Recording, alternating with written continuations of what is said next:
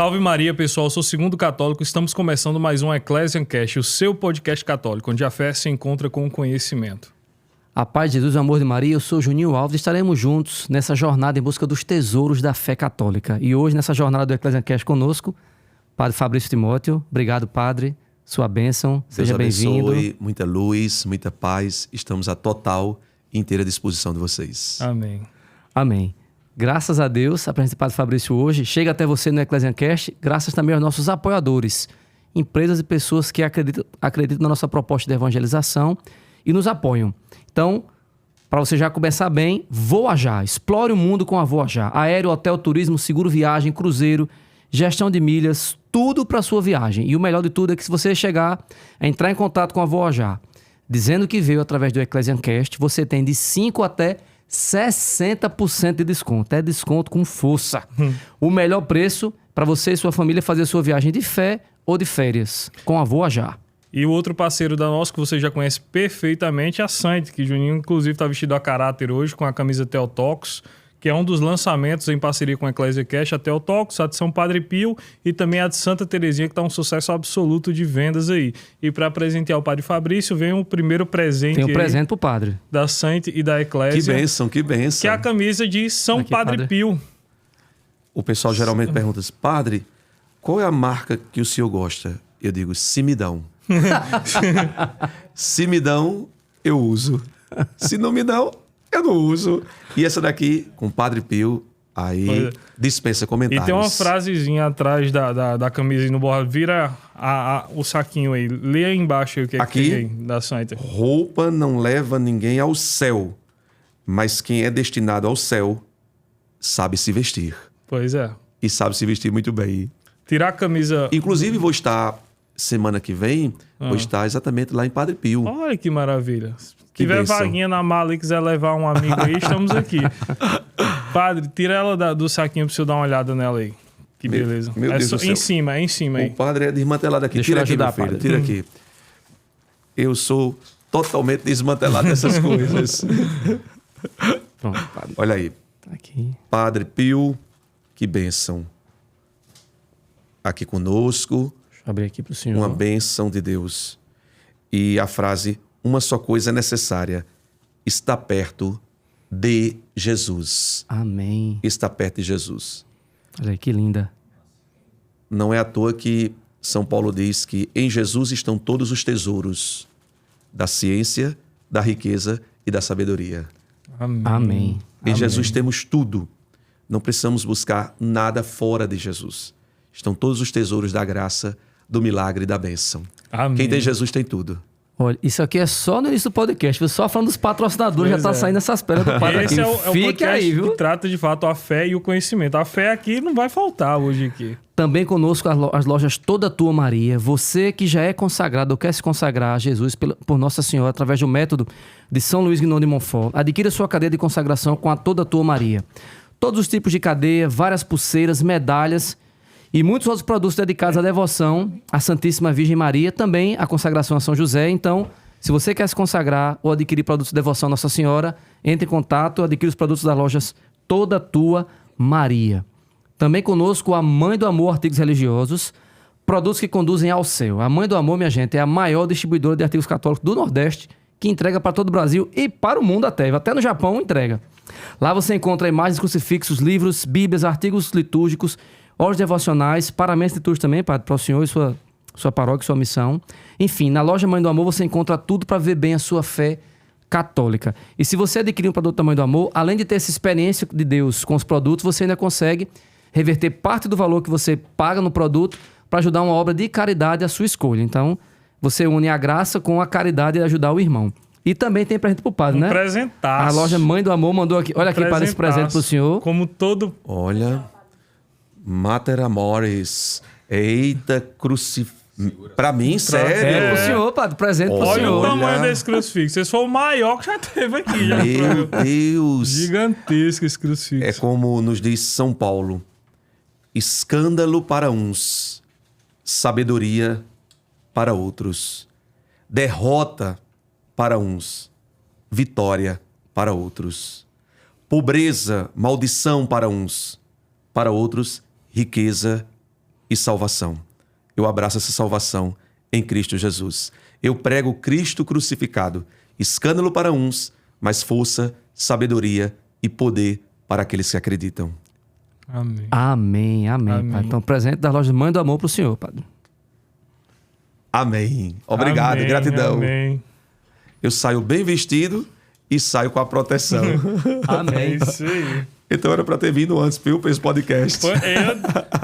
Não, mas o convite para voltar quantas vezes o senhor quiser tá aberto aí já. Não seja por isso. Não é por Aqui é o falta sinal de da nossa convite, vitória. não. Satanás foi derrotado aqui, Amém. no crucificado. Que no Antigo Testamento era sinal de maldição. Tudo que Jesus assumiu, ele resgatou, ressignificou e reorientou. Portanto, o crucificado no Antigo Testamento era sinal de maldição. Mas em Cristo, tudo foi recapitulado e ressignificado. Agora é sinal de bênção. O que era sinal de derrota, agora se tornou sinal de vitória. O que era sinal de desgraça, agora se tornou fonte de graça. E o que era simplesmente escuridão, agora é luz na minha vida. Nós somos iluminados e agraciados. Amém. Amém, amém. Amém.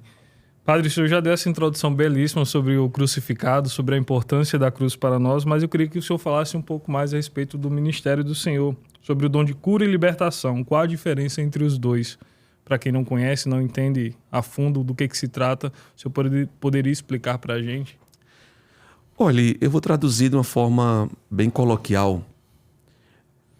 A cura... Quantas pessoas estão enfermas? Enfermas no corpo, enfermas na alma, enfermas na mente, doenças físicas, doenças espirituais, doenças psicológicas, doenças emocionais, doenças relacionais, doenças sentimentais, doenças de todas as ordens, de todas as matizes.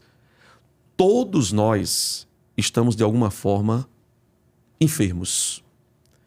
Não é à toa que Isaías capítulo 53 diz que Jesus tomou sobre si as nossas enfermidades, as nossas chagas, as nossas doenças. Então, todos nós, de uma certa forma, precisamos de uma cura. Seja cura física, cura espiritual. A cura é a intervenção de Deus para aliviar a sua dor, uma intervenção sobrenatural que acontece por meios naturais. Uma intervenção sobrenatural que acontece por meios naturais, aliviando, consolando, restaurando, sarando e milagrosamente recuperando a integridade que Deus sonhou e sonha para você. Então, as pessoas estão ali enfermas, doentes. Você tem um exemplo. Lucas capítulo 6. Lucas 6, versículo 19.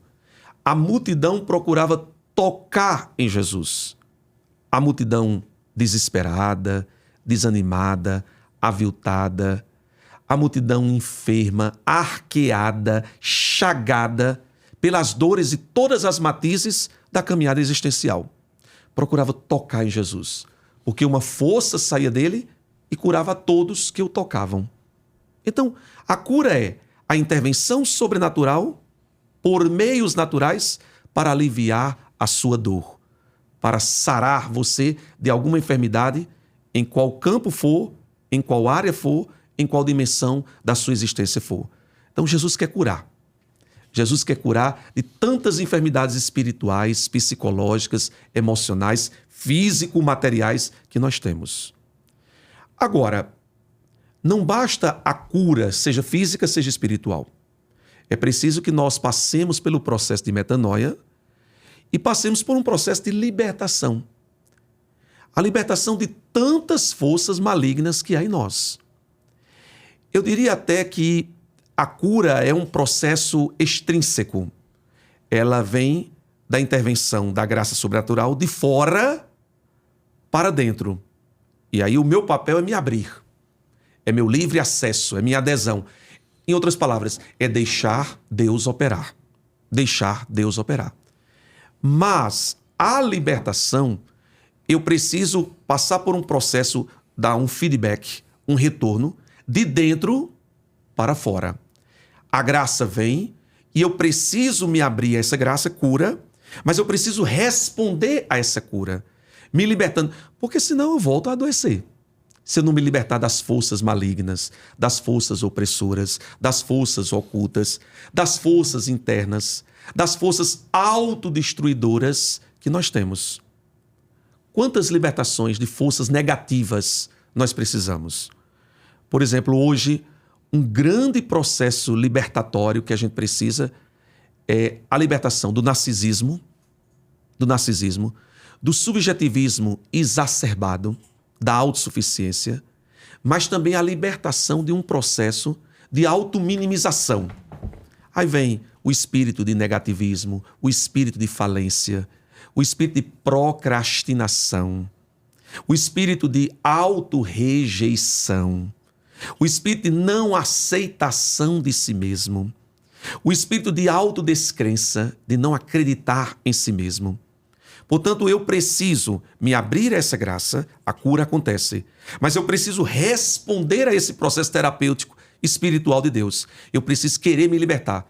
Em outras palavras, na libertação, eu preciso querer viver uma vida nova e sair do ciclo demoníaco no qual muitas vezes as forças ocultas me colocam e eu me coloco também. Em João capítulo 13, diz que na última ceia, o inimigo entrou em Judas Iscariotes. Entrou porque veio a força extrínseca, mas também aconteceu a permissão intrínseca, a permissão interna de Judas. Ele permitiu que o mal o dominasse. Então, se eu quero passar por um processo de libertação, eu quero dizer, a partir de hoje, o mal, seja ele qual for, não me dominará mais. Porque eu ficarei imbuído da graça e eu quero viver essa vida nova. Quando eu decido receber a graça e viver a vida nova, a libertação das forças negativas acontece na minha vida.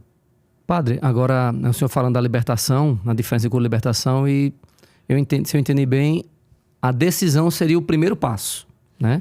Eu quero me libertar, diria, mas... para a cura, o primeiro passo é o desejo. Para a libertação, é a decisão.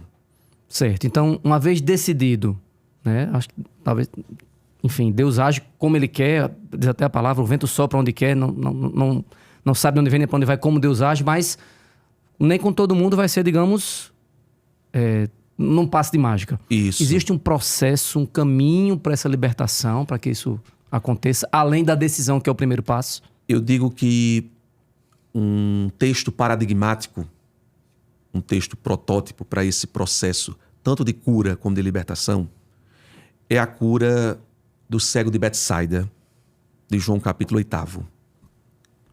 Esse texto, para mim, ele é o paradigma de todo esse processo de cura e libertação. Vamos só tomar aqui, eu até estava já pegando o texto, porque eu sempre o uso muito. Preste atenção. João 8, versículo 22. Chegaram a Betsaida, levaram a Jesus um cego e pediram-lhe que tocasse nele. Então vamos lá, por etapas.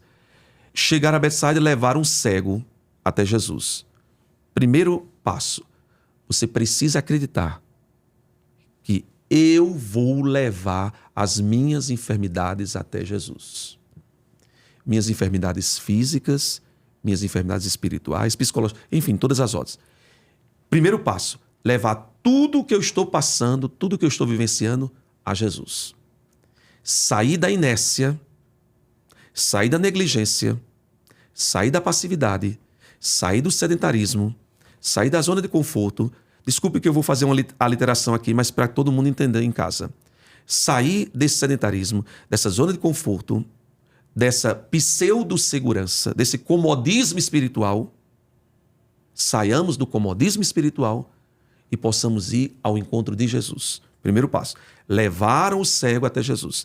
Você já levou suas cegueiras até Jesus? Você já levou suas enfermidades? As opressões das quais você é vítima? Você já levou tudo isso até Jesus? Primeiro passo, saia do seu comodismo e leve tudo o que você está vivenciando, tudo que você está passando ao encontro de Jesus. Primeiro passo. Depois, pediram-lhe que Jesus tocasse nele. Aí você tem que pedir. Jesus já dizia em Lucas 11, quem pede, recebe. Quem procura, acha. E quem bate, a porta lhe será aberta. Então você precisa pedir. Ah, mas Deus é onisciente, já sabe. Ele está mandando pedir, meu amigo. Ele está mandando pedir. Não sejamos teimosos. Ele está mandando. Por quê? Porque pedir é um exercício de humildade. Esse argumento, Deus já sabe, sei o que. Falta humildade. Ele está dizendo, peça. O que você pedir com fé em oração, você alcançará. Então, peça. Pediram a Jesus, aí vem que tocasse nele. É fantástico isso aqui. Tocar, o toque, a simbiose, a proximidade, a amizade, a intimidade, o entrelaçamento, a comunhão, a amizade, o amor. O toque é a expressão do amor. Então, só existem curas e libertações nesse aspecto aqui. Intimidade, proximidade, comunhão, partilha, amor. Proximidade mesmo. Engraçado que a maioria dos milagres de Jesus, a maioria aconteceu num clima de proximidade, numa atmosfera de intimidade, numa atmosfera de amizade e todos numa atmosfera de amor. Então, peça e se permita ser tocado por Jesus. Como é que Jesus nos toca? Na oração, nos sacramentos, na fé, na comunhão, mas também ele nos toca por meio do irmão. Aí vem o poder terapêutico da mão. Por isso que as pessoas, elas chegam, Padre, coloca a mão sobre a nossa cabeça, porque esse gesto da imposição das mãos vem da era apostólica. Aqui acontecia uma sinergia. É muito forte isso. Quando eu toco em você, acontece uma sinergia. Há uma troca de energia. Em clima de oração, uma energia positiva. Em clima de fé, uma energia positiva. Em clima de comunhão, de amor, de amizade, uma energia positiva. E as curas e as libertações acontecem. Tocar. A gente toca na pessoa, sente a energia e transmite na fé essa energia.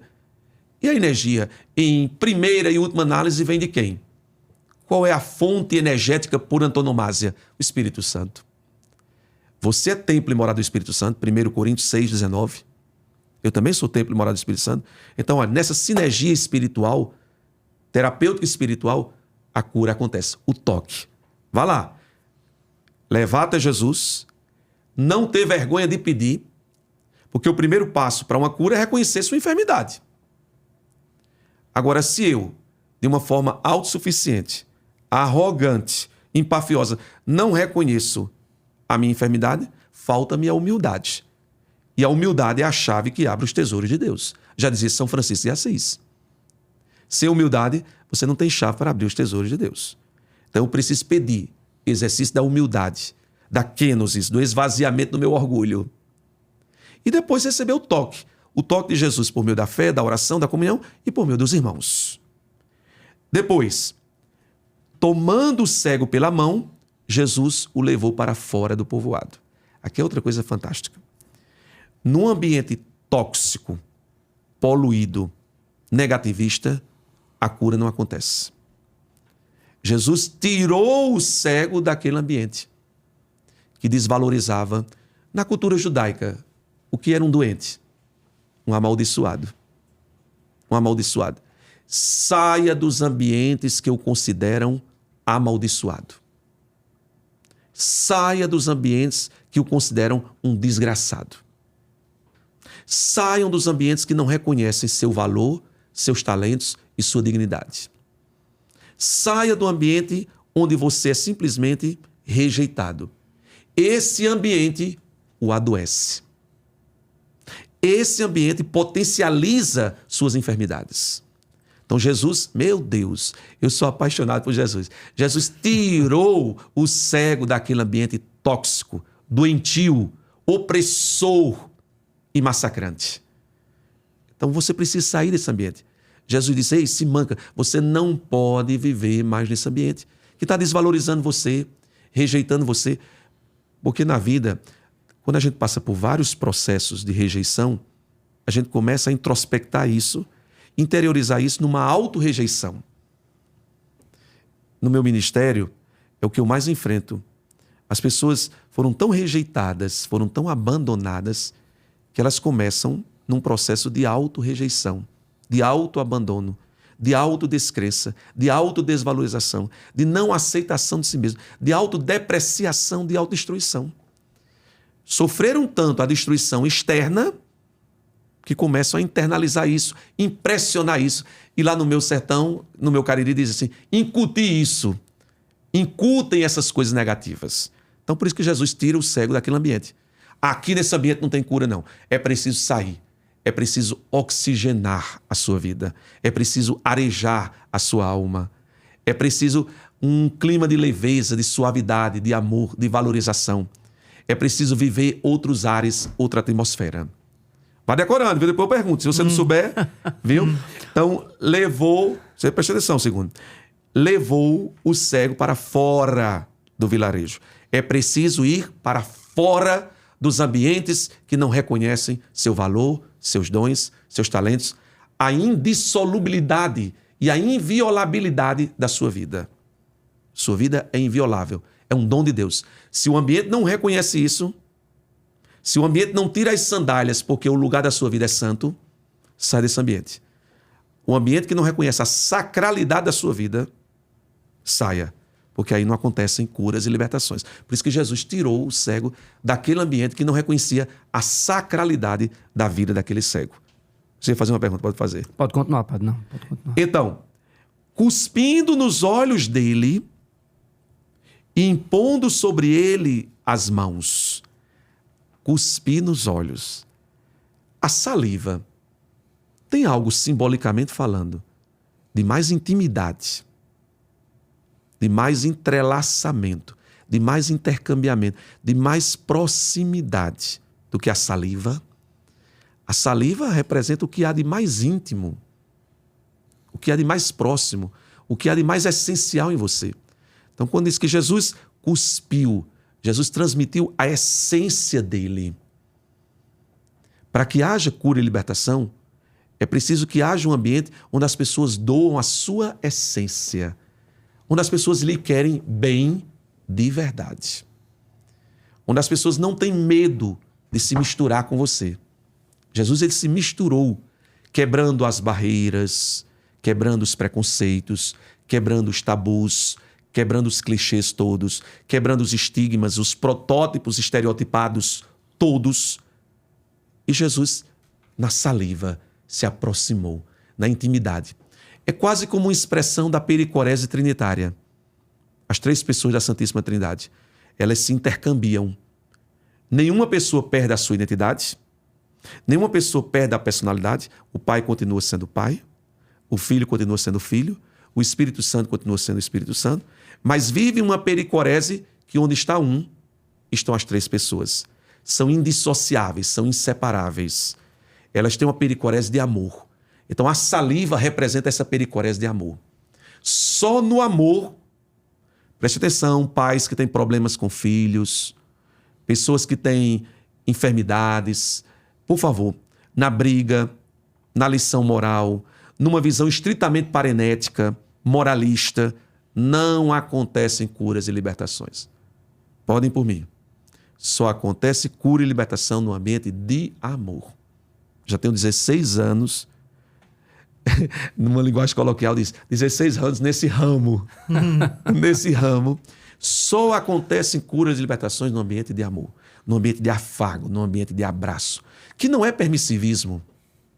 Não é permissivismo, não é laxismo moral, não é anarquia, não é desordem.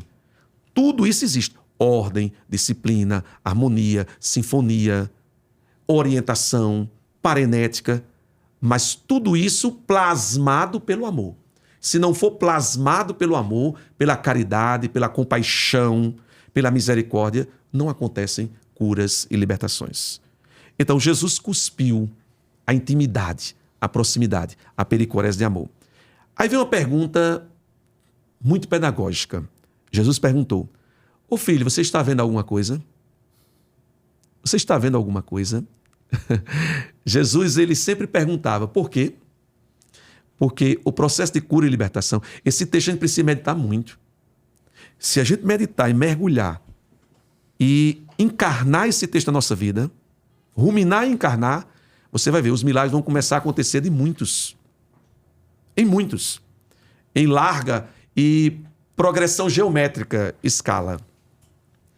Jesus fez uma pergunta. Por que Jesus sempre fazia uma pergunta? Porque Jesus ele não queria sujeitos passivos. O processo de cura e libertação, segundo, só acontece quando você, em Deus, toma as rédeas da sua vida. Até então, o cego não tinha as rédeas da vida. Ele era conduzido. Venha para cá, vá para lá. Manobrado, né, padre? Manobrado, manipulado, instrumentalizado e naquela cosmovisão judaica, usado, abusado e descartado. O milagre só acontece quando você, em Cristo, toma as rédeas da sua vida. Você deixa de ser uma Maria vai com as outras. Você deixa de ser um piolho que só vai na cabeça dos outros.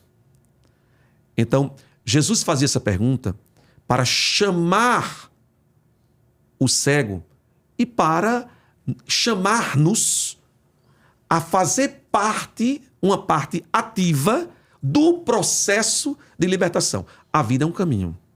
A vida é um processo. Então, eu tenho que fazer parte desse processo. Eu não posso ficar alheio a esse processo. Achar que os outros têm que fazer por mim. Então, quando Jesus ele fazia a pergunta, é para que você se sentisse parte.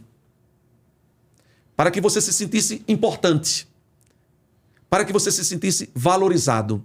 Para que você participasse diretamente do seu processo de libertação. Você que me escuta, você tem que participar do seu processo de libertação. Você tem que fazer escolhas, você tem que tomar decisões, você tem que querer. Preste atenção, você precisa crer, querer, decidir e agir. Você precisa. São os 4 verbos da cura e libertação. Você precisa querer, você precisa crer, você precisa decidir e você precisa, a partir de hoje, agir.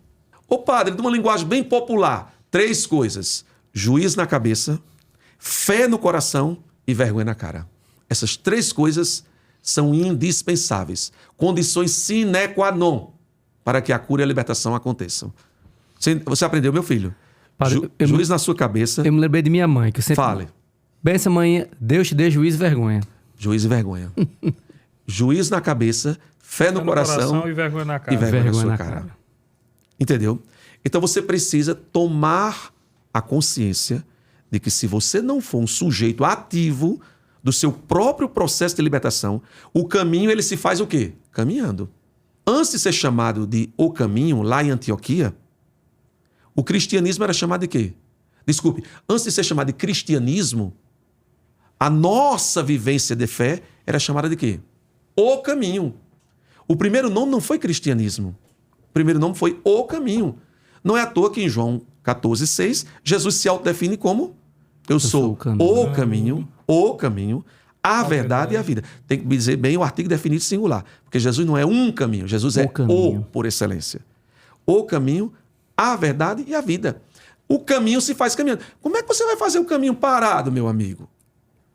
Bora, se movimente. Ah, padre, mas não tem força, mas Deus dá. Ah, padre, mas não tem ânimo, Deus dá. Ah, padre, mas não tem energia. Quer energia maior do que o Espírito Santo, meu amigo? Então, pelo amor de Deus, bora se movimentar. Chega de ficar nessa dependência de uma palavra de automotivação, de autoencorajamento, uma palavra que vem com poder mental. Peraí, a força do Espírito Santo coloca nesse caminho. O caminho se faz caminhando. Então Jesus faz a pergunta para dizer, você é importante. Você precisa participar ativamente, e permitam-me a literação, diretamente do seu processo de cura e libertação. Aí vem a resposta do bichinho. O cego, erguendo os olhos, disse, eu vejo as pessoas como árvores andando, de uma forma meio assim nebulosa, de uma forma meio turva, de uma forma meio confusa. Eu estou vendo. Por quê? Exatamente porque é um processo. A cura não é um passo e nem um passe de mágica. Ela não acontece no estralar de dedos. Vai acontecendo gradualmente. eu não estava vendo nada. Agora estou vendo as pessoas parecem meio árvores, eu estou vendo a coisa meio confusa, meio turva, eu estou vendo mais ou menos, eu estou vendo aqui, parcialmente, porque a graça vai acontecendo paulatinamente, degrau por degrau. Todo dia eu recebo a graça e todo dia eu tomo uma decisão. Graça mais decisão. Graça mais decisão. Mais ou menos, ação de Deus mais ação humana. Meios sobrenaturais mais meios naturais. Meios sobrenaturais mais meios naturais é igual a cura e libertação. Ação de Deus, sim humano. Ação de Deus, sim humano. Então vai acontecendo degrau por degrau. A vida é uma escada. Ou a vida também é como andar de bicicleta. Você não pode parar nunca, porque se você parar, você cai. Você cai. E sabe quem quer você caído? O diabo, meu filho. Jesus Lá quer você. ele. Jesus. Você tem medo do diabo, filho? Não, padre. Graças a Deus. Ah, glória a Deus. Ele é que tem medo da gente, porque o Espírito Santo está comigo, não está com ele? Pois é. A força de Deus está comigo, não está com ele, ele é um derrotado. Então, o cego foi vendo gradativamente. É lindo isso aqui. Isso tira qualquer fantasia, qualquer ideia de que Jesus é um charlatão, é um mero terapeuta, que Jesus faz promessas vãs, promessas falsas, promessas ilusórias, que Jesus promete resolver tudo, ele pode tudo, mas ele quer que tudo seja um processo para que a gente vá amadurecendo, crescendo, a gente vai evoluindo, a gente vai se preparando gradativamente para receber a graça, no exercício da humildade, da simplicidade, da abertura do coração. Para concluir, então Jesus pôs novamente as mãos sobre os olhos do cego. Aí sim, o cego enxergou perfeitamente e ficou totalmente curado. Por quê? Porque a cura é um processo gradual. É um processo que vai acontecendo no dia a dia da sua vida. Tanto a cura física, emocional e espiritual, como a libertação a partir da sua decisão de qualquer força negativa, de qualquer força opressora, de qualquer força destruidora. Então você precisa querer, você precisa crer, você precisa decidir e a partir de hoje, no caminho, você precisa agir. Amém, amém. Amém. Que aula, viu, padre? Padre, o senhor disse que está há 16 anos nesse ramo, né? Usou esse termo, né? Cura e libertação. Como foi que o senhor descobriu ou percebeu que Deus tinha lhe concedido essa graça, esse dom do Ministério de Cura e Libertação? Ainda como seminarista. Tudo era muito confuso, tudo era muito incerto, mas como seminarista, eu sou da cidade de Patos, eu estudava no seminário em Campina Grande, o seminário São João Maria Vianney, na filosofia. Quando eu entrava no processo de férias, no período de férias, eu ia para a minha comunidade de origem, Nossa Senhora Aparecida, em Patos, no bairro da Maternidade. E aí algumas pessoas, elas me pediam orações. De repente, eu rezava e vinha o feedback, e vinha o retorno, o testemunho, o relato. A pessoa alcançou a graça. A pessoa alcançou a bênção. A pessoa recebeu o milagre. E eu fui cuidadosamente perscrutando, sondando, contemplando e percebendo que Deus respondia aquela oração com aquela intenção específica, a intenção de cura e libertação. Então isso foi acontecendo várias vezes, repetidas vezes, e eu fui percebendo que de fato Deus, ele curava as pessoas quando nós rezávamos. E fui descobrindo isso gradativamente, que Deus tinha me dado esse dom de cura e libertação. Inclusive, a minha vocação é meio sui generis, porque eu descobri a vocação já na faculdade de Direito. E eu não vivenciei todo aquele processo que é o processo natural de uma vocação presbiteral, de uma vocação sacerdotal. Eu não fui coroinha, eu não fui de pastoral da juventude, eu não fui de pastoral litúrgica, eu não fiz seminário de vida no Espírito Santo. E aí um dia, rezando uma pessoa, a pessoa repousou no Espírito Santo. Eu disse, meu Deus. E essa pessoa tem um problema de pneumonia seríssimo. Pneumonia. E depois desse repouso no Espírito Santo, chega o relato. A pessoa ficou curada. E eu, seminarista, ali caladinho, fiquei caladinho. E aí Deus foi me revelando esse dom com orações de cura. Interessante que até na capela do seminário, um dia nós estávamos em adoração e tem um seminarista doente. E eu senti, estávamos lá, o reitor e os seminaristas. E eu senti a vontade de rezar naquele seminarista. E rezei naquele seminarista e o seminarista disse, eu tive dificuldades depois de sair da posição que eu estava, de joelhos. Recebi uma força muito grande, uma energia muito grande. No relato dele dizia, um calor muito grande. E o seminarista ficou curado. É muito difícil descobrir isso no seminário. Mas Deus me deu essa clareza. Então aí fui vendo que era graça de Deus, que era bênção de Deus. E os milagres foram acontecendo. Os milagres de Jesus. Quem cura é Jesus. Quem cura é Jesus. Uma mangueira suja é capaz de levar água limpa. A mangueira está toda suja por fora.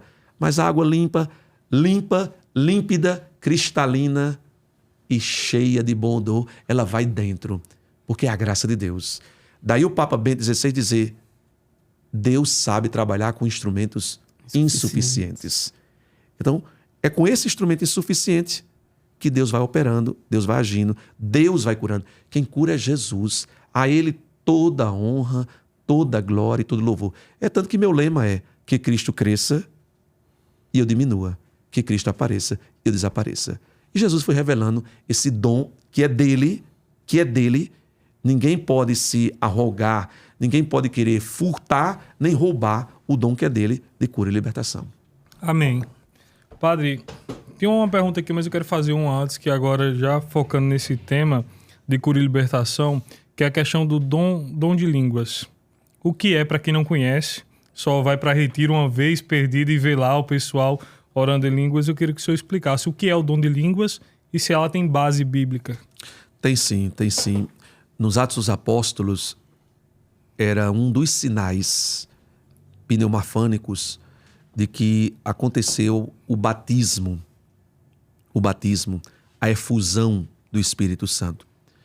A gente tem vários relatos dos Atos dos Apóstolos, quando os apóstolos eles impunham as mãos ou eles batizavam alguém.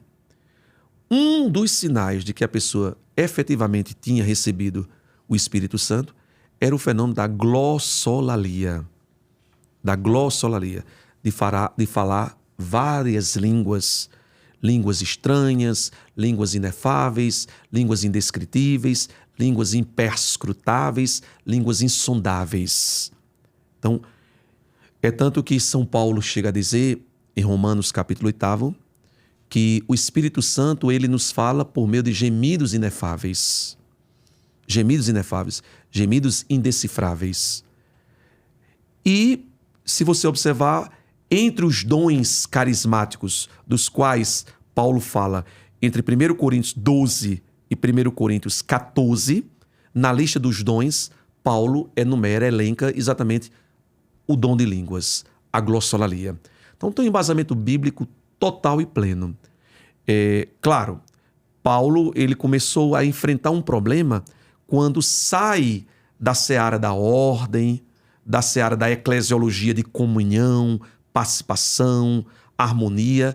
Qualquer dom que está gerando divisão, qualquer dom que está gerando sectarismos, qualquer dom que está gerando partidarismos, qualquer dom que está gerando classificações, hierarquizações entre os leigos, entre os fiéis leigos, entre os membros do povo de Deus, qualquer dom precisa ser disciplinado, precisa ser ordenado, precisa ser orientado, precisa ser acompanhado, admoestado. Mas a glossolalia tem total embasamento bíblico. O que é isso? Traduzindo uma linguagem popular, o dom de línguas. Você se permite ser conduzido totalmente por Deus. não é que você seja suplantado nas suas faculdades naturais. Quando Deus chega, ele não suplanta o que ele mesmo nos deu. Ele não destrói o que ele mesmo nos deu. Então, quem foi que nos deu a inteligência? Deus. Quem foi que nos deu a memória, a mente, a psique humana, a racionalidade? Deus. Então, nenhum ato de Deus vai suplantar o que ele mesmo deu, porque Deus seria paradoxal. Deus seria antitético, contraditório. Então, se a glossolalia ou qualquer outro repouso no Espírito Santo, o dom de curas, de libertações, o dom de profecia, se qualquer dom suplantar a sua racionalidade, não é de Deus. Não é de Deus. Se qualquer dom o tirar do estágio de consciência, não é de Deus. Porque Deus não aceita aquilo que a gente falava, manipulações, instrumentalizações da fé. Mas eu posso, de uma forma livre, deliberada, espontânea e gratuita, dizer: Senhor, me domine. Senhor, me conduza. Senhor, na oração, eu não quero rezar agora com aquilo que eu raciocinei, aquilo que eu elaborei racionalmente, com a minha arguição, com a minha argumentação, com as minhas palavras, com a minha forma de falar. Eu, de uma forma racional e consciente, quero rezar agora com as palavras do Senhor. O Espírito vem ao auxílio da nossa fraqueza, né, Padre? Diz a palavra, né? Romanos 8, 26. O Espírito Santo vem ao auxílio das nossas fraquezas. E diz mais nesse versículo: muitas vezes não sabemos como rezar. E nem o que rezar, e nem o que convém pedir. Então, nesse momento, eu me entrego ao Espírito Santo e deixo que o Espírito Santo ore em mim, ore comigo e ore por mim. Aí, meu amigo, acontecem graças, prodígios e maravilhas. Quando eu me entrego, e me entrego não de uma forma alienada e alienante. Não. Aqui não é uma forma alienada nem alienante. Eu me entrego de uma forma consciente e deixo que o Espírito Santo ore em mim. Aí acontece o que aconteceu em Pentecostes. Eles começaram a orar no Espírito e disseram: 9 horas da manhã, eles já estão embriagados. Eu estou embriagado. Mas eu estou embriagado do Espírito Santo. Eu estou embriagado da força sobrenatural. Eu estou embriagado dos impulsos espirituais. Eu estou embriagado das orientações e das motivações pneumáticas. O Espírito Santo vai orando em mim e eu vou soltando aquilo que o Espírito Santo vai colocando em minha mente, em meu coração, em meu interior, em minha alma. E eu vou com gemidos inefáveis, gemidos indecifráveis, gemidos muitas vezes imperscrutáveis para as razões humanas que estão escutando, porque existe também o dom da interpretação. O dom da interpretação. Mas eu vou me deixando ser conduzido pelo Espírito Santo e a oração vai saindo espontaneamente. Ah, mas é um balbuciar que é infrutífero, estéril, não serve de nada. Quem já passou pela experiência da glossolalia sabe que edifica a sua alma.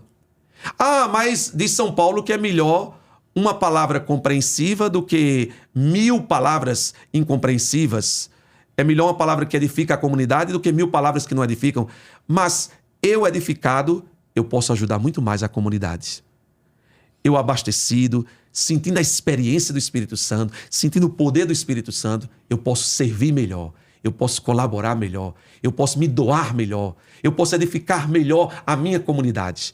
Minha fé não pode ser individualista. Minha fé tem 2 dimensões, a dimensão individual e a dimensão comunitária, que são intrinsecamente inseparáveis, umbilicalmente inseparáveis. Então, o dom da glossolalia me edifica. E eu, edificado, posso servir melhor as pessoas. Então, só tem a experiência mistagógica do poder do dom de línguas quem se abre a isso. Aí você vai ver a graça que vai acontecer. Amém, Padre. Amém. Louvado seja Deus.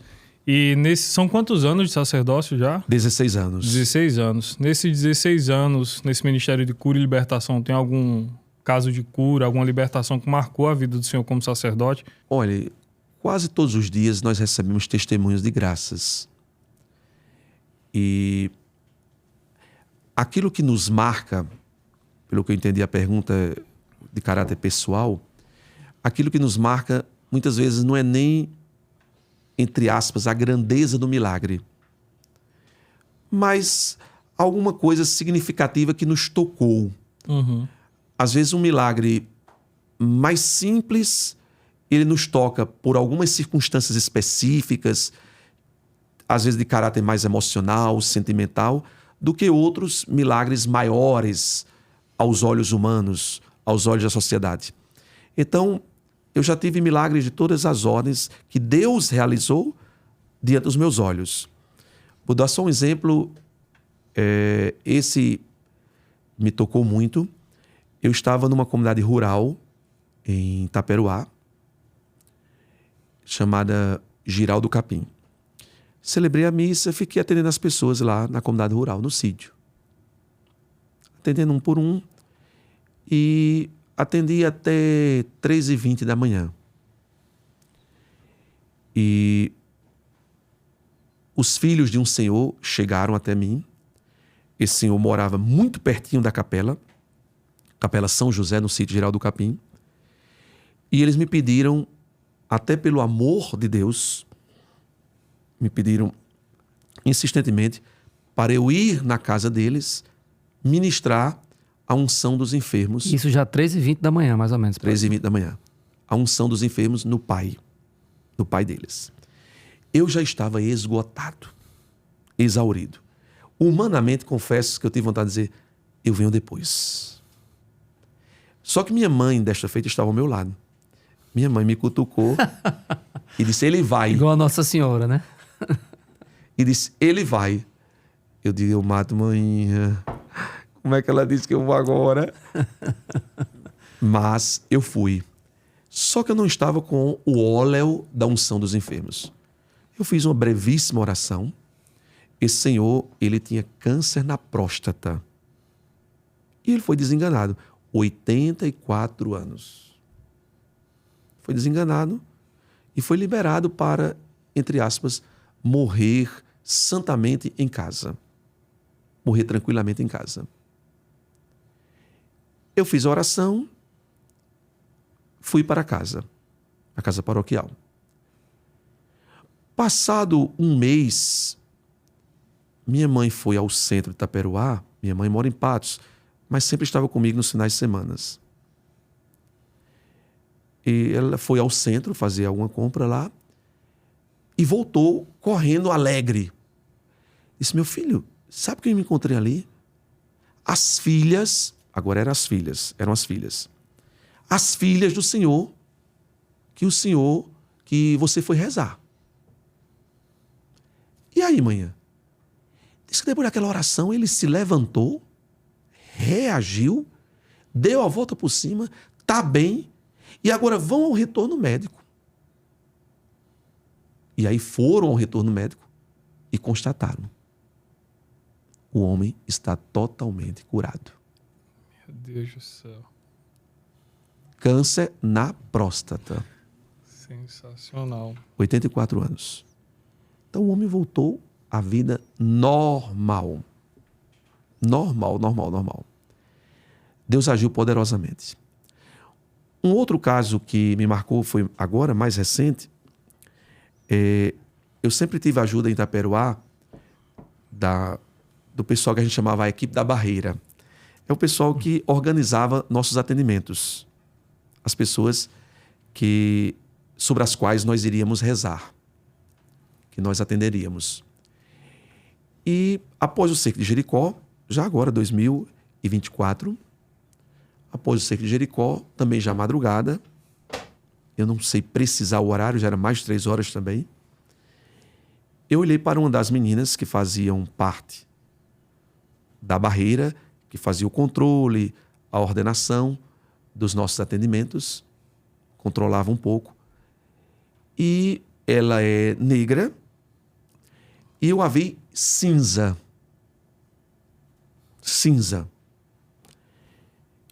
E eu disse, Diele, você tá cinza. As irmãs dela disseram, padre, nós já dissemos isso para ela. E nós já pedimos insistentemente para ela ir ao médico, mas ela se recusa. Peça para ver se ela atende o senhor. E aí eu pedi para ela. Ela prontamente me atendeu. No outro dia ela procurou o médico. E aí começou todo um processo de exames, tal, e tratamento, uma bateria de exames. Enfim, chega o diagnóstico. Neoplasia sanguínea. Câncer no sangue. Câncer no sangue. E o médico, neoplasia, já constatado, pede uma outra biópsia para ver se a neoplasia, que eu nem sabia, eu achava que neoplasia era neoplasia, se a neoplasia era maligna ou benigna. E aí ela traz ao altar e diz: padre, eu trouxe aqui os exames, estava lá o diagnóstico neoplasia, para o senhor rezar aqui antes dessa minha nova biópsia. Eu fiz uma oração e Deus me deu uma loucura. Loucura mesmo. Porque o grande perigo de eu ser chamado de fanático, irracional, charlatão, anticientífico, alienado, alienante, fideísta. Mas Deus colocou no meu coração: diga para ela que ela está curada. E eu, com todos esses temores humanos, todos esses receios humanos, eu olhei para ela e disse: Diele, você está curada. Mas só Deus sabe minhas carnes por dentro tremendo. Mas eu proclamei: você está curada. Mas, padre, está curada. E ela foi fazer essa nova biópsia. Quando chegou o resultado da nova biópsia, não tinha nada. Não tinha nada. Então, algo assim extraordinário. Um outro também que me tocou bastante pelo desafio. Uma irmãzinha estava grávida, e vocês me diziam aqui em off que trabalham missionariamente com mulheres que querem engravidar. Olha, vão surgir muitas, viu? Então, uma irmã que estava grávida estava sendo acompanhada no seu pré-natal, todo o processo de acompanhamento da vida intrauterina. Ela constatou que o filhinho tinha muitas anomalias. Muitas anomalias. Eu não sei precisar quais são as anomalias, quais eram as anomalias. Inclusive coisas congênitas, coisas hereditárias, coisas genéticas. Obviamente, né? A criança estava no ventre. Então, ela veio de Itaperuá, mas fazia o tratamento em Campina Grande. Todo o acompanhamento pré-natal em Campina Grande. Ela veio, nós rezamos no ventre dela, sobre a barriga dela. E Deus pediu que eu dissesse que a criança ia nascer normal. Normal nos nossos padrões, né? Porque todo mundo é normal. Que a criança ia nascer normal. E eu disse: ela chega, ao invés de ficar calada, parece que ela tinha o vice de Maria Madalena. Graças a Deus, Maria Madalena fez a fofoca do bem, do ressuscitado. Ela foi e disse ao médico. Disse: o padre da minha paróquia disse que a criança ia nascer normal. Aí vem a resposta do médico: diga a seu padre que ele se formou, usou essa expressão, que ele se formou para ser padre. Não foi para ser médico, não. De medicina aqui entendo eu, ele não entende nada. E a irmãzinha, na fofoca, veio... Levou o recado pro senhor. Levou o recado. Quando ela me disse, eu baixei minha cabeça e disse: não, de fato ele está certo, eu não entendo nada de medicina. Nada. Eu até tenho muitas precauções quando eu vou dizer os termos, a terminologia, técnica, porque eu não conheço. Não conheço. Então eu disse: não, de fato ele está certo. Agora, eu disse o que Deus mandou dizer. Ele entende medicina e o senhor de fé, então cada um no seu campo. Exato. E as duas são as duas asas que nos levam ao conhecimento da verdade. Exatamente. Fé e Fé razão. e razão. Fides et ratio. Então, eu disse o que Deus mandou dizer. E ela continuou todo o acompanhamento do pré-natal. Interessante que estavam 5 mulheres, 5, nas mesmas condições de gestação. Resumindo, chega a hora do parto. A criança nasce. Nasceu totalmente perfeita. O mais surpreendente, o médico disse: eu quero conhecer o Padre Fabrício. Aprender um pouco de medicina. Eu quero ter uma aula com esse padre aí. E ele foi ao meu encontro lá em Itaperuá. Almoçamos juntos. E aí, padre, como foi esse almoço? Muito bacana. Muito cordial. E eu disse: doutor, não sei nada de medicina, mas foi Deus, meu irmão. A fonte da ciência, a fonte do saber, a fonte da razão, a fonte das descobertas, a fonte das conquistas, foi Deus. Esse médico era católico? Não, ele se intitulava agnóstico. E agora? E agora acredita em Deus. Ó, que maravilha. Além da cura da criança, ainda veio um processo de conversão. De conversão. Agora acredita. Bendito seja Deus. Ele, inclusive, está participando de missa, de Eucaristia. Que maravilha. É. Que maravilha. Então são 2 milagres em um. Porque eu acredito, na verdade, sabe, segundo, e aqui já é uma questão que eu estava preparando para conversar com o padre, acho que o milagre ele nunca é vazio. Acho que todo milagre, até na própria os milagres que Nosso Senhor fez, sempre carregam um ensinamento, um direcionamento, uma mensagem. E eu acredito que não só o milagre, a cura em si, mas o processo, como o senhor bem falou, né? Então, às vezes, Nosso Senhor ele é muito pedagógico com a gente e nos dá um tempo de silêncio, ou muitas vezes o próprio sofrimento, como Santa Teresinha dizia, né? Minha alegria é amar o sofrer. O sofrimento também nos ensina, né? Muitas vezes o sofrimento é para nossa salvação e a gente insiste em querer por querer, fazer Deus de refém e obrigar ele a fazer a nossa vontade, né? Eu falo isso trazendo para minha experiência pessoal, Tatiana, minha esposa, está aqui também. A gente passou um tempo querendo Deus esse milagre de um segundo filho e a gente meio que exigia isso de Deus, né? Então passamos 7 anos, né, minha filha, esperando, e os médicos diziam que era impossível ela engravidar porque ela tinha, as trompas dela eram enoveladas, então não tinha como acontecer a concepção de forma natural, e diziam que vocês quiserem engravidar vão ter que recorrer à fertilização artificial. E nós dissemos não. Nós mantemos firmes aqui, ó, com o texto na mão, eu, minha esposa e meu primeiro filho, rezando por essa causa. Mas durante muito tempo a gente viveu em função disso, né? Querendo com que Deus fizesse a nossa vontade no nosso tempo. Isso nos fez mal. Muito Padre? mal.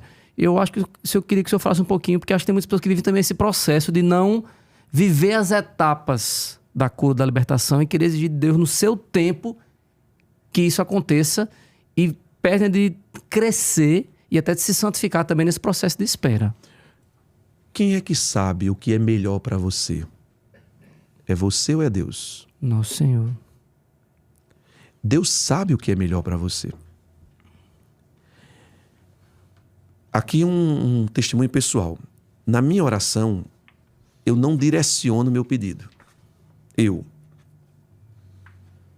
Claro que o cego Bartimeu, em Marcos 10, gritou: Senhor, tem piedade de mim. Eu quero ver de novo. Eu quero ver de novo. É claro que muitos gritaram, direcionando e apresentando o sentido da sua prece. No meu caso específico, eu não direciono. Eu faço uma oração assim, de entrega. De entrega. Eu não sou muito de orações, admiro quem o é, mas não sou muito de orações pré-formuladas, pré-estabelecidas. Meu diálogo com Deus é muito assim espontâneo, com Nossa Senhora é muito espontâneo. Bora lá, vamos lá, e a gente vai conversando e de forma muito íntima. Então eu não direciono. Por quê? Porque eu tenho consciência plena que quem sabe o que é melhor para mim não sou eu. Quem sabe o que é melhor para mim é Deus. Quem sabe a hora que deve acontecer é Deus. Quem sabe o momento oportuno é Deus. Às vezes eu estou pedindo algo e esse algo não é melhor para mim. Esse algo não é para minha salvação. Não é para minha edificação. Não é para minha vitória. Meu conhecimento é limitado. Meu conhecimento é limitado pelo tempo e pelo espaço.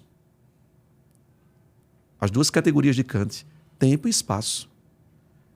O meu conhecimento só consegue enxergar até aqui. O único que consegue ver simultaneamente presente, passado e futuro é Deus. Simultaneamente. Então, eu entrego. Outra coisa, eu não posso colocar o problema no centro das minhas atenções. Tem gente que toma café pensando no problema, vai dormir pensando no problema, vai tomar banho pensando no problema, almoça pensando no problema, está deitado com a esposa pensando no problema. Não vivencia os momentos que a vida lhe oferecem, que a vida oferece para ele. Então você precisa degustar cada momento da sua vida. Você precisa experimentar e experienciar cada presente que Deus vai lhe dando todos os dias, diuturnamente. Então não posso colocar o problema no centro das minhas atenções. No centro tem que ser Deus. No centro tem que ser Jesus. Então, muitas vezes nós hiperbolizamos os problemas e, quando não, divinizamos o problema. A gente só pensa naquilo, no problema. Pera ainda. Então, quem é o Deus da sua vida? É o que você busca ou é Deus? Ou é Deus? Outra coisa. Quem você está buscando? Você está buscando o milagre de Deus ou você está buscando o Deus que é capaz de fazer milagres? Eu busco, você deve buscar, o Deus que faz milagres. O Deus que pode e faz milagres. E não os milagres de Deus. Como diz a canção, eu não o adoro pelo que ele faz, eu o adoro pelo que ele é. Ele é o Deus da minha vida. Ele é o centro da minha vida. São Pedro diz na primeira carta de Pedro, capítulo 5, rebaixemo-nos diante da poderosa mão de Deus para que no momento oportuno Ele nos levante. No momento próprio, no momento da nossa salvação. Quem sabe o momento da vitória e quem sabe como essa vitória ela se dará é Deus. E quem sabe qual é essa vitória é Deus. Você pensa que sabe, pela sua presunção intelectual, pela sua arrogância intelectual. Você pensa que sabe. Já dizia o velho Sócrates, o que eu sei é que nada sei. Você pensa que sabe, eu não sei de nada. Você também não sabe de nada. Quem sabe tudo é Deus. Então eu, com a minha razão, digo, Senhor, eu quero viver os sonhos que o Senhor tem para mim. Os projetos que o Senhor tem para mim. Você sabe por quê? Muitas pessoas não alcançam. Inclusive, vou dizer, muitas pessoas, por exemplo, não ficam grávidas pela ansiedade. Às vezes não tem nenhum problema fisiológico maior. Às vezes não tem nenhum problema anatômico maior. Mas a pressa, o adágio popular, de colocar a carroça na frente do boi, de querer viver em função do futuro, manipulando o futuro, que só pertence único e exclusivamente a Deus, muitas vezes impede de você receber a graça. Então, pelo amor de Deus, se curve diante do Senhor e deixe que a graça vai acontecer no momento oportuno, propício para a sua salvação e para a sua vitória. Amém. Amém. Recadinho do coração de Padre Fabrício é para todo mundo, viu, minha gente? Mas só fechando a história, é bem isso mesmo, Padre. Quando a gente deixou Deus ser Deus, deixe Deus ser Deus, nos submetemos à vontade dele e passamos a nos colocar a serviço das pessoas que mais precisavam no tempo dele. A graça aconteceu e nossa Maria Rita chegou, já tem 5 anos, graças a Deus. Olhe, na primeira carta de João, no capítulo 5, 1 João 5, diz o seguinte: quando você pede algo segundo a vontade de Deus, indubitavelmente, infalivelmente, isso acontece.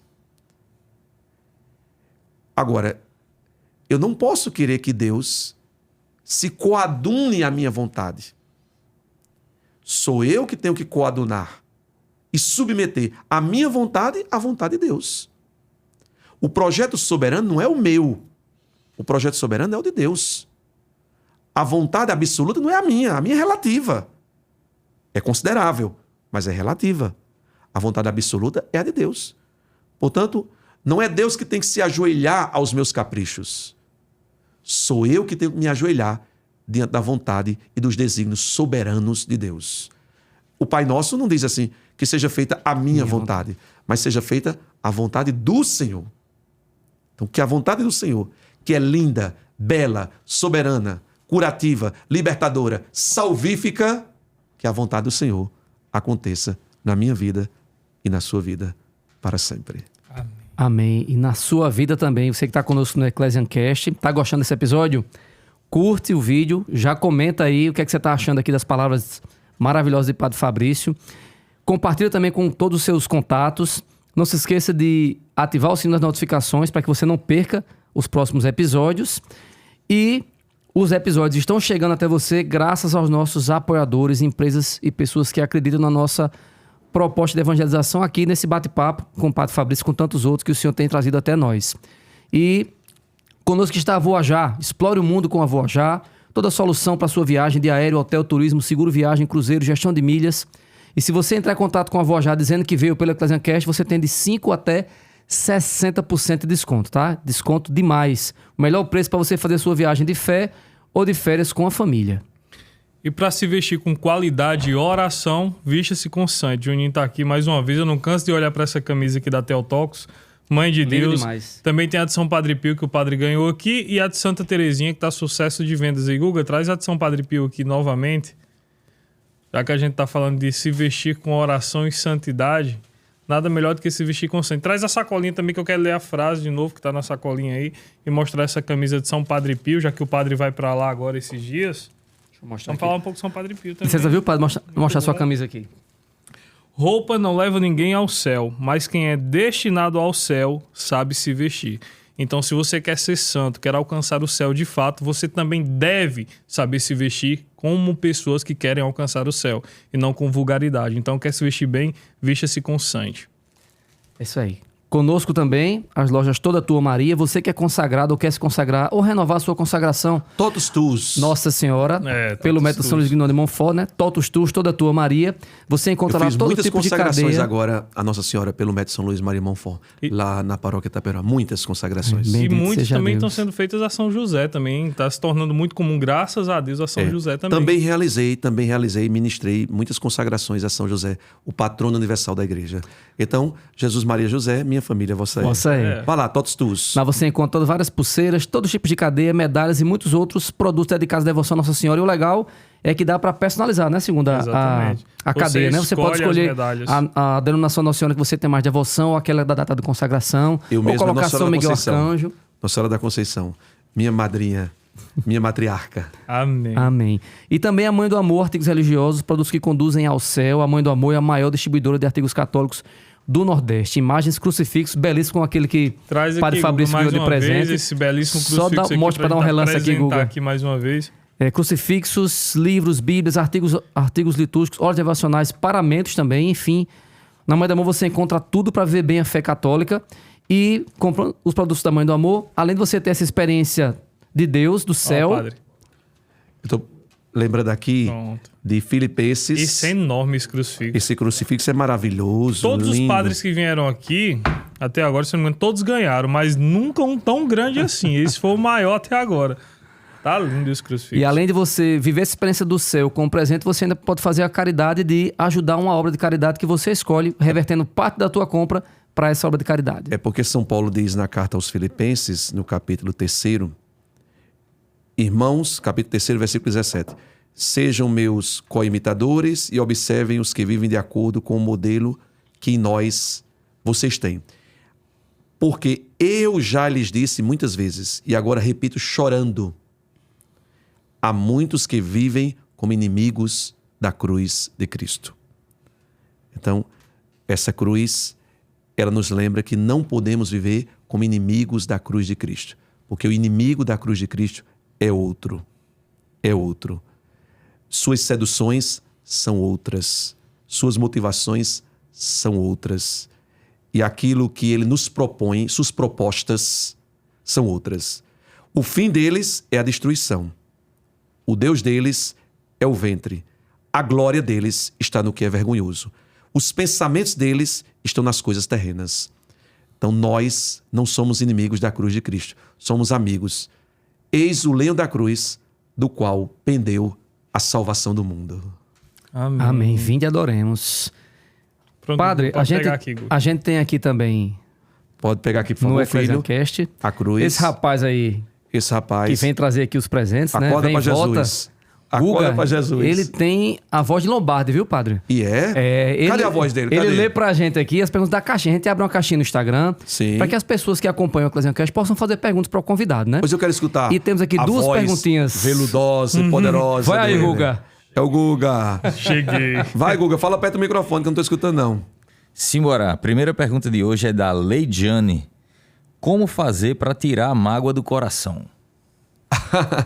A pergunta, não é? Isso, padre. Muito bem. Primeiro, Leidiane, nós precisamos entender o que é perdão. O que é perdão?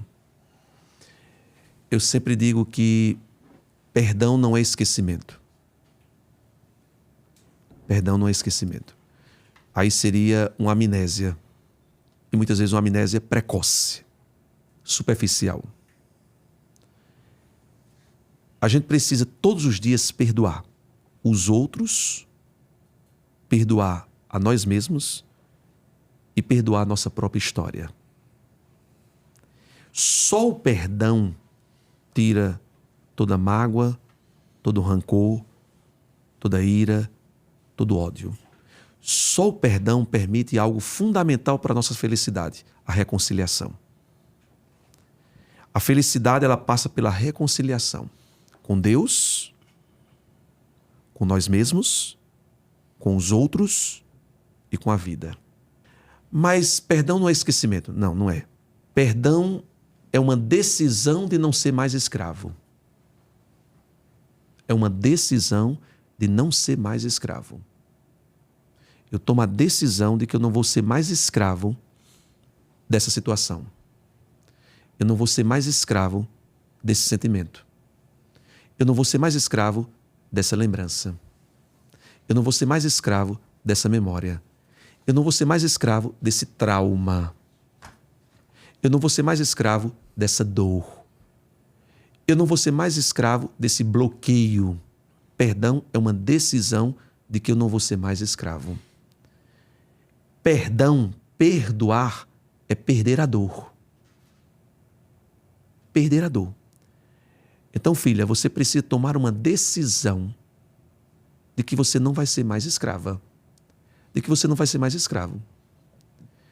Gálatas, capítulo 1, versículo 1. Foi para a liberdade que Cristo o libertou. Foi para a liberdade que Cristo a libertou. Então, eu vou tomar uma decisão. Alguém vai logo dizer, mas padre, por si só a pessoa não consegue. Eu já antecipo. Todas as dores que geram mágoas, ódios, iras, raivas, todas as dores, elas são condicionantes, mas não são determinantes. Não existe dor determinante. Não existe. Existe uma dor que fere, mas não me prende. Eu sou uma águia ferida, mas não deixe de ser águia. Eu sou uma roseira que chorou quando alguém a podou, mas não deixe de ser roseira. Eu sou um ser humano marcado pelas dores da vida, mas não deixe de ser ser humano. Não deixo de ser ser humano. Eu não acredito em dor determinante. Eu acredito em dor condicionante. A dor, ela influencia, isso eu não posso negar. Eu estaria sendo irracional, anticientífico. A dor, ela me influencia, mas ela não me determina. Ela não pode me escravizar. Ela não pode me despersonalizar.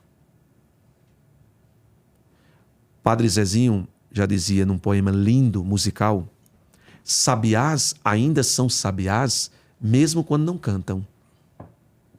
Águias feridas ainda são águias, eu sei que elas são. A roseira chorou quando alguém a podou, mas depois se vingou. Deu mais rosas do que nunca.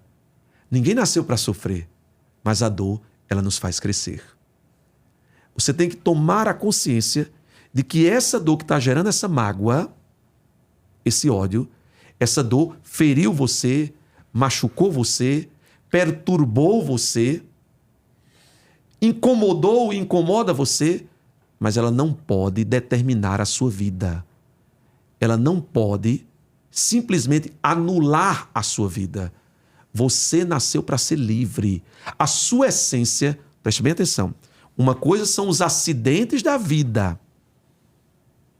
Uma coisa são os acidentes, outra coisa é a sua essência. Nos acidentes, você está ferido, machucado, você está decepcionado, desiludido. Mas na sua essência, toma posse disso. Naquilo que ninguém pode roubar de você. Você é livre.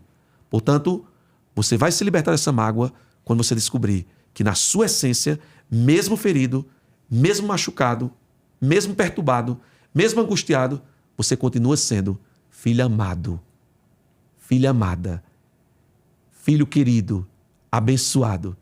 Esse é meu filho amado em quem eu pus todo o meu agrado. No dia que você descobrir de verdade a sua essência, a inviolabilidade, a indestrutibilidade da sua vida, a sacralidade da sua vida, que a sua vida é um dom de Deus, você vai dizer, eu estou ferido, estou machucado, mas eu não estou derrotado. Eu não estou escravizado. Mesmo ferido, eu sou livre. E nessa liberdade, hoje eu tomo a decisão de viver uma vida nova. Portanto, você vai se libertar dessa mágoa quando você descobrir que a sua essência é maior do que todas as feridas que você tem, que você é maior do que tudo isso que você passou, que você é muito amado e que você pode viver essa liberdade se você decidir por essa liberdade. Amém. Amém. Lady Jane e todo mundo que está assistindo aí, por favor, se apodere desta palavra agora. Guga, tem mais uma pergunta aí? Tem mais um aqui da Cláudia. Não é exatamente uma pergunta, mas a gente vai entender aqui aonde ela quer chegar, né? Padre, a dor de perder a minha mãe está insuportável. Não sei como sair dessa depressão. Entra no aspecto escatológico da ressurreição. Da ressurreição. Aos olhos de quem não crê, a sua mãe é uma derrotada. Aos olhos de quem acredita, sua mãe é uma grande vitoriosa. É uma grande vitoriosa. Para aquele que crê, a vida não é tirada, muito menos destruída, mas a vida é transformada. A vida de sua mãe foi transformada. Sua mãe não passou por uma derrota, sua mãe passou por uma transfiguração. Por uma transfiguração. Sua mãe está ressuscitada com Jesus. Aos olhos dos insensatos, eles parecem ter sido derrotados. Aos olhos de quem crê, eles estão em paz. Eles estão em paz. Sua mãe está em paz. Sua mãe está na glória eterna. Sua mãe está na vitória eterna. Sua mãe está nos braços de Jesus. Jesus também morreu. Morreu de verdade. Não foi uma ficção. Não foi uma aparência, como os monofisistas diziam, ou como os docetistas afirmavam. Jesus morreu de verdade. Na sua humanidade ele morreu. Mas Jesus venceu a morte. Jesus venceu. E São Paulo diz em Romanos, capítulo 6, o último inimigo a ser derrotado. Ou melhor, em Romanos 6 ele diz, Jesus venceu a morte e a morte já não tem poder sobre ele. E em 1 Coríntios 15 ele diz, o último inimigo a ser derrotado foi a morte. Portanto, sua mãe não está na derrota, sua mãe está na vitória. Eu queria fazer um pedido para você, filha. Deixe sua mãe descansar em paz. Sua mãe está feliz. E sua mãe estando feliz, ela quer ver você. Ela quer a ver feliz também. Então, a felicidade de sua mãe, que já é plena, já é perfeita em Deus, vai ser uma felicidade tranquila. Eu vou criar essa expressão. Se você ficar feliz com a felicidade dela. Tranquilize seu coração. Santo Agostinho tem um texto lindo sobre a morte. Santo Agostinho diz assim: eu não morri, eu estou apenas do outro lado do caminho. Continuem falando comigo como vocês sempre falaram. Continuem se comunicando comigo como vocês sempre se comunicaram. Não falem do meu nome com nenhuma sombra de tristeza. Com nenhuma sombra de tristeza. Falem do meu nome com a mesma alegria com a qual vocês sempre falaram. Então, deixe sua mãe. Eu sei que esse pedido é meio agressivo, mas deixe sua mãe descansar em paz e receba os valores que sua mãe sempre lhe transmitiu, os ensinamentos da sua mãe, os conselhos de sua mãe, as lembranças positivas de sua mãe. Viva a felicidade que ela está vivendo agora no céu. E ela está intercedendo por você, rogando a Deus por você. Sua mãe é uma vitoriosa e ela quer que você viva essa vitória. Que você se levante agora, em nome de Jesus, e viva essa vitória do ressuscitado. Jesus venceu, sua mãe venceu também e nós vamos vencer. No mundo vocês terão muitas aflições, mas coragem, eu venci e você vencerá também. Amém. Amém. Amém, amém, Padre. Quanta palavra de poder, né? Poder e de incentivo para que a gente continue firme na caminhada, né? Padre, a Mãe do Amor é uma das nossas parceiras aqui. O senhor foi presenteado por aquele crucifixo belíssimo. E ela sempre nos direciona aqui uma pergunta, especialmente para os sacerdotes quando vêm aqui conosco no podcast, né? Então, em nome da Mãe do Amor, a pergunta é: Padre Fabrício, o que é o sacerdócio para o senhor? O sacerdócio, para mim, é amor puro. É amor puro, não abstrato, mas concreto. É amor a Deus e amor ao povo. São as minhas duas asas que me levam a andar e, quando necessário, a voar. O amor a Deus. Eu tenho, nas minhas fraquezas, nos meus limites, nas minhas fragilidades, eu tenho um amor incondicional a Deus e tenho um amor muito, mas muito grande mesmo ao povo. Eu sou aquele pastor nos meus limites, nos meus pecados, com cheiro de ovelha. No caso particular, para você ter uma ideia, até na Santa Missa, quando as pessoas estão mais próximas de mim, eu celebro com mais fervor. Mas, Padre, e o fervor não é pela celebração em si? Sim, é pela celebração em si. Mas, no meu caso, a teologia, ela se revela melhor quando eu consigo viver pela via antropológica. Porque Deus, ele não fala simplesmente ao ar. Ele fala a homens concretos. E eu sinto o amor de Deus na proximidade com as pessoas.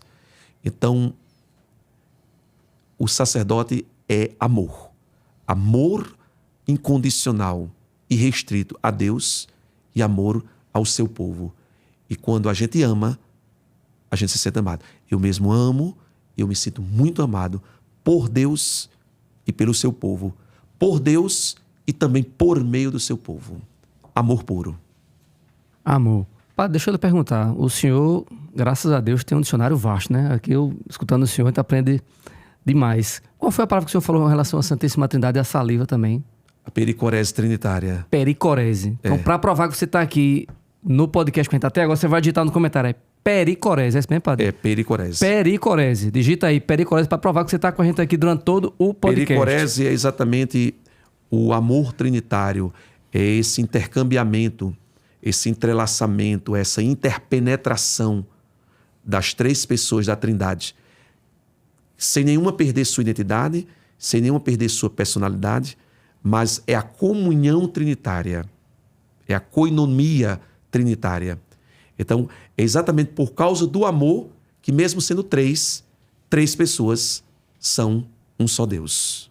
Um só Deus. Então, curte o vídeo e comenta aí, pericorese. Padre, conosco aqui no podcast, o senhor conhece que esse aqui é o Segundo Católico, né? Então, nós temos um quadro aqui no podcast que se chama Segundo Católico.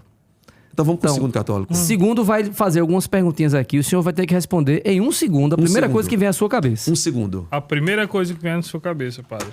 Vamos lá, Padre Fabrício. Uma música. Força e Vitória. Um livro.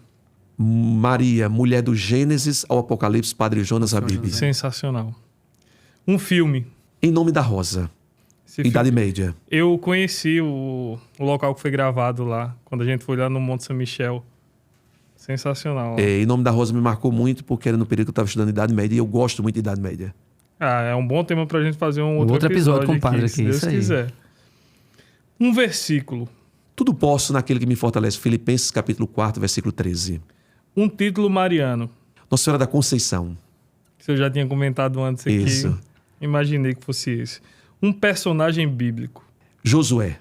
Um santo. Santa Teresinha do Menino Jesus. Santa Teresinha de Lisieux. Um papa. João Paulo II. Um lugar que conheceu e marcou a sua vida. O Lago de Genezaré. O Mar da Galileia. O Lago de Tiberíades. Um lugar que gostaria de conhecer que ainda não conheceu. Esse aí pegou pesado agora. O céu. A meta final. A meta final para todos nós. O céu. Maravilhoso. E já vivo de forma sacramental, proléptica, em cada missa. Na atenção escatológica de cada missa. O céu aqui na terra. Amém. Padre, antes da gente encerrar, eu fiquei curioso aqui com uma repercussão que eu confesso que eu não tinha acompanhado, mas segundo trouxe para mim quando a gente estava aqui nos bastidores, né, preparando aqui esse podcast com o senhor. Na internet se fala por aí que o senhor é o novo Frei Damião. Você já ouviu essa comparação? Se fala com muito, se o o senhor não ouviu, falam muito disso, principalmente nos comentários. Como é que o senhor recebe esse apelido do povo para o novo Frei Damião? Frei Damião, quando foi entrevistado na casa paroquial em Itaperuá, 1968, disseram: Frei Damião, o pessoal de Itaperuá disse que o senhor é santo. Ele disse: é bondade do povo, é bondade do povo, é bondade do povo. Eu não sou digno de ser comparado a Frei Damião. Eu parafraseio essa relação com aquela relação de João Batista para com Jesus. Eu não sou digno nem de me abaixar para desamarrar as correias de suas sandálias. De verdade. Frei Damião, quem o conhece, e até você falava do Padre Pio, e foi bom receber a camiseta do Padre Pio, e eu vou lá, em loco, lá no Padre Pio, que eu preciso me reconciliar com o Padre Pio. Eu preciso me reconciliar com o Padre Pio. Por quê? Porque enquanto todos falam do Padre Pio e leem sobre o Padre Pio e assistem sobre o Padre Pio, eu faço isso na mesma intensidade, talvez até mais, sobre Frei Damião. O meu Padre Pio é Frei Damião. Eu sou apaixonado por Frei Damião. Padre, sou devoto de Frei Damião. Faça só uma brevíssima contextualização sobre Frei Damião, porque tem muita gente que segue e acompanha a Eclésia Cast, que não é daqui do Nordeste, que não conhece basicamente a história de Frei Damião. Frei Damião, ele morreu com 97 anos, no dia 31 de maio de 1997. Frei Damião de Bolzano. Era de Bolzano, cidade italiana, mas ele veio missionariamente para o Brasil. Se radicou no Brasil. E Frei Damião, ele pautou a sua vida com muita simplicidade nos sacramentos, especialmente no sacramento da confissão. Da confissão. Frei Damião, ele escutava as pessoas de 5 horas da manhã a 10 horas da noite. Praticamente de forma ininterrupta. Daí Frei Damião ter ficado arqueado, né? Corcundo, dobrado ali em si, diante de Deus. Frei Damião era um homem que vivia uma vida de piedade, de retidão, de sobriedade, uma vida santa. E já em vida, temos vários relatos de milagres que Deus operou por meio da palavra, da pregação, da oração, das missões. Eram chamadas as missões de Frei Damião. As grandes e simbólicas missões de Frei Damião. Então, já em vida, nós temos vários relatos de testemunhos de milagres que aconteceram nas santas missões de Frei Damião. E muito pelo Nordeste, pela região aqui de Paraíba, Pernambuco. Muito pelo Nordeste. Frei Damião, onde ele ia, arrastava uma multidão, e tinha dioceses que não gostavam que Frei Damião participasse, que Frei Damião adentrasse em sua circunscrição territorial canônica. Foi proibido de entrar em algumas dioceses. Mas Frei Damião era um defensor, apologeta. Inclusive, um dos livros dele é Apologia da Fé, em defesa da fé. Frei Damião era um apologeta da Igreja Católica Apostólica Romana, defendia, apaixonado pelo Papa, apaixonado por Nossa Senhora, apaixonado pela Eucaristia e pela penitência. Eram as duas forças maiores dele, a Eucaristia e a penitência. E Frei Damião tinha um discurso, naquela época, muito forte, em alguns aspectos reacionário, um discurso altamente conservador, mas que as pessoas, mesmo ele reclamando, mesmo ele brigando, é aquela história, pode brigar comigo que eu sou apaixonado pelo Senhor. Pode me reclamar que eu sou apaixonado pelo Senhor, porque as pessoas viam em Frei Damião coerência. Coerência entre o que ele pregava e o que ele vivia. Frei Damião, para mim, é um exemplo de coerência, de harmonia entre o que ele anunciava e o que ele praticava. Eu, com 8 anos de idade, recebi um carão dele. Eu estava na missa conversando. Eu sempre gostei de conversar muito. Frei Damião para a missa. Cala a boca, menino. Aí quem leva a culpa foi a mãe. Você não tem mãe, não? Cadê a mãe desse menino? Cadê a mãe desse menino? E a partir dali, eu me apaixonei mais ainda por Frei Damião. Porque eu fui ler sobre Frei Damião, eu fui me aprofundar sobre Frei Damião e vi um homem de um testemunho de vida, um testemunho incólume. Incólume. Uma vida puríssima, reta e transparente no Evangelho. Vale a pena você conhecer Frei Damião. E ele está sepultado em Recife. Está sepultado em Recife e virou um lugar de peregrinação, o lugar da sepultura de Frei Damião de Bozano. E eu alcancei na minha casa um milagre de Deus pela intercessão de Frei Damião. Minha irmã, Cláudia Dias Timóteo, não podia ficar grávida. Pela medicina, era impossível ela engravidar. No meu silêncio, fiz uma promessa com o meu Frei Damião e minha irmã, de repente, liga, ela me chama, meu Deus, Cabeção. Não sei porquê. E ela diz, e ela chorando muito, Cabeção, eu tenho uma notícia. Já sei. Você já sabe? Sei. Você está grávida. Como é que você sabe? Eu fiz uma promessa com o Frei Damião. E eu sabia que o Frei Damião pede a Deus, a graça acontece. Amém. Amém. Não é peça a mãe que o filho atende? Peça a Frei Damião que Jesus atende. Amém. Amém. E agora, dando um testemunho curto aqui, de fora dessa comparação entre o senhor e o Frei Damião, eu posso dizer de relato pessoal mesmo. A gente saiu lá de onde eu moro, acho que dá umas 2 horas para Taperoá, só para participar da missa com o senhor. Eu, minha mãe, uma tia minha, meu irmão, que tem os problemas dele, a gente levou lá para conhecer o senhor.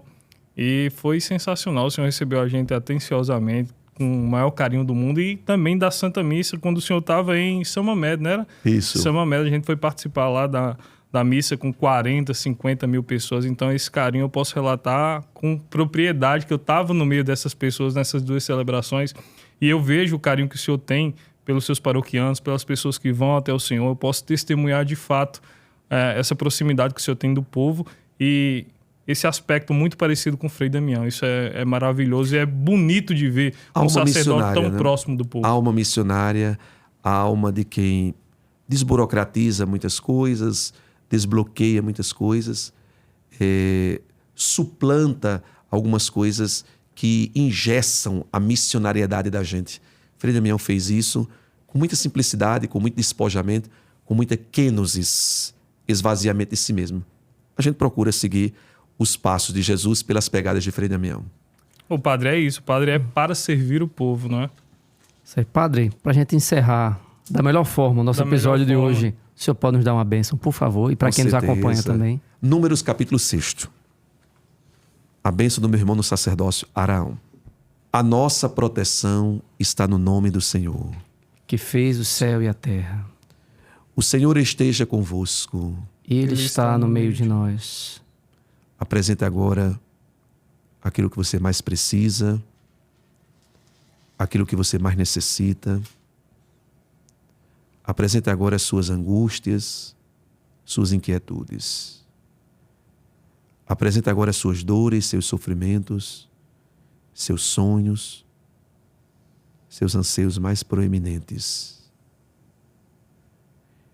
Que Deus vos abençoe, vos guarde e vos proteja para sempre. Amém. Amém. Amém. Que Deus volva para vós que necessitais o seu olhar brilhante, misericordioso e poderoso e vos dê a felicidade, a coragem e a paz. Amém. Que Deus vos livre de todos os males, e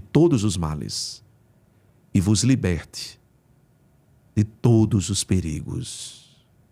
Amém. Amém. Amém. Que Deus, na sua infinita misericórdia, venha em auxílio das vossas fraquezas. E todos vós que assistis agora, todos vós, todos, recebais agora a saúde da alma e a saúde do corpo, a saúde física e a saúde espiritual. Desça sobre todos vós a bênção do Deus que cura, salva e liberta. Em nome do Pai, e do Filho, e do Espírito Santo. Amém. Amém. Deus quer, Deus pode e Deus faz. Amém. Amém. E é isso, pessoal. Esse foi mais um episódio do EcclesiaCast, o seu podcast católico, onde a fé se encontra com conhecimento. Padre, eu queria que o senhor deixasse as redes sociais do senhor, para quem quiser acompanhar o Padre Fabrício, como é que faz para encontrar? Padre, por extenso, Padre Fabrício Oficial. Tanto no Instagram, como no Facebook, como no YouTube. Padre Fabrício Oficial. Deus quer, Deus pode e Deus faz. Amém. Amém. É isso aí, gente. Não esqueça de curtir o vídeo, comentar, compartilhar e se inscrever no canal. Qual a palavrinha que é para comentar abaixo? Você tem falado sobre essa Pericorese. pericorese. Então comente abaixo, curta o vídeo. Muita gente assiste e não curte o vídeo, então curta o Se vídeo. inscreva no canal. Se inscreva no canal e ative as notificações. O Pai está no Filho e no Espírito. O Filho está no Pai e no Espírito. O Espírito está no Pai e no Filho. Todos estão em todos. Todos estão em comunhão. E ninguém deixa de ser ele mesmo. Isso é comunhão plena, isso é pericorese. E isso é uma aula. Que Deus os abençoe. Salve Maria. Valeu, gente. Até mais.